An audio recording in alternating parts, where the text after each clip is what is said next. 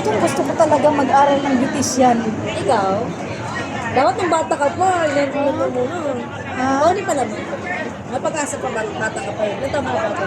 Pwede pa naman. Pwede pa. Sabi nga ng anak ko, kung magpapagod ka na, dito ka na, mag-aaral ka na lang ng beautician. Pag ano talaga, gusto mo talaga, maano mo, pag gusto mo. Oo. Ako nga lang ano sa, kung yung mga mag-arte ng koko ko, ako lang. Pero kung tinatamad ako, yan. Napagawa ako.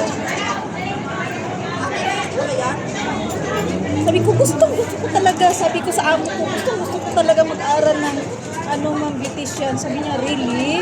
Kasi esthetician yung amo ko eh. Hindi ka naman mag-aral sa YMCA. Wala akong, hindi naman ako Sunday.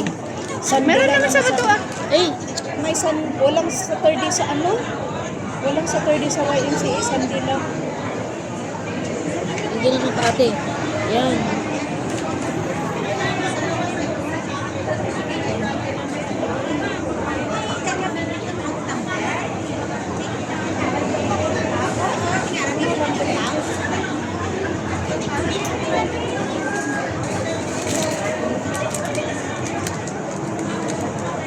Iba ang balat niya.